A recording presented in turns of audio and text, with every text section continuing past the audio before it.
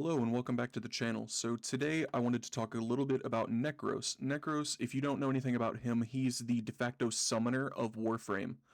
So looking at where you can pick up his parts, you can pick them up from defeating Lephantis on Magnesidium on Deimos, or you can also get Nekros from the Duviri circuits, which at the time of recording you'll have to wait about 6 weeks from now for him to be back in rotation.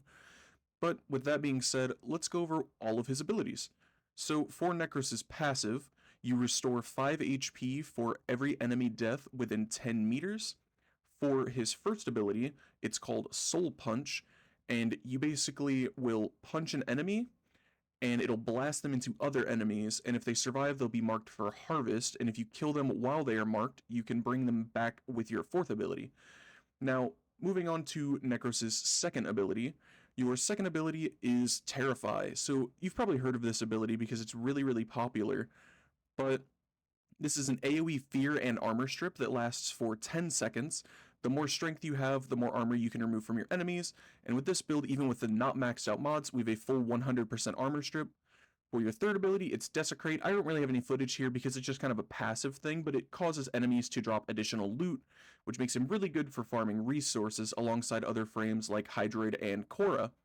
The more range you have, obviously the more enemies you can reach. Now, your fourth ability is called Shadows of the Dead. This lets you bring enemies you've killed back to life so they fight alongside you. This ability is affected by all stats pretty much. The more strength you have, it will increase the health, shield, and damage your summons do, and it'll also increase how long it takes their health to decay.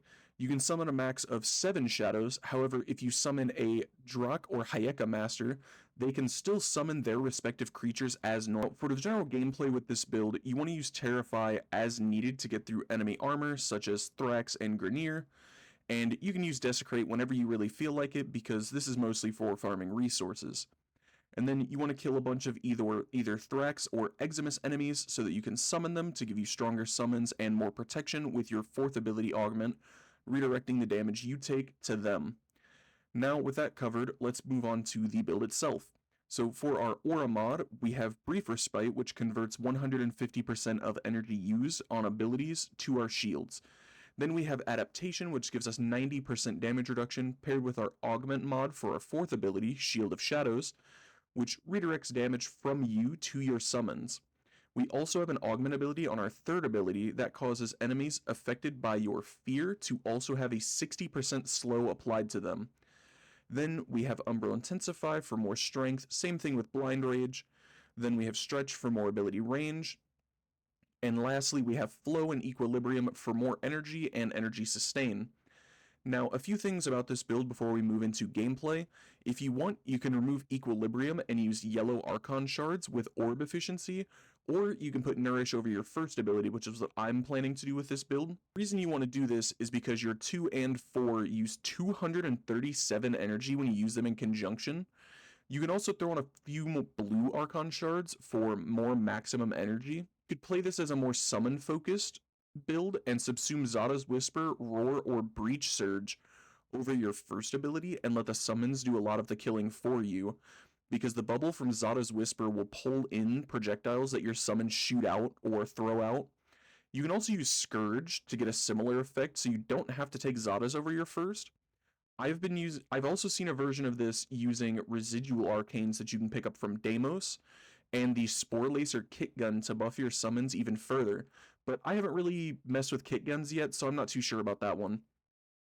Now, for our arcanes, we have Molt Augmented for more ability strength and Molt Efficiency for more duration. The arcanes are really up to you, but these are the ones that I've enjoyed using so far.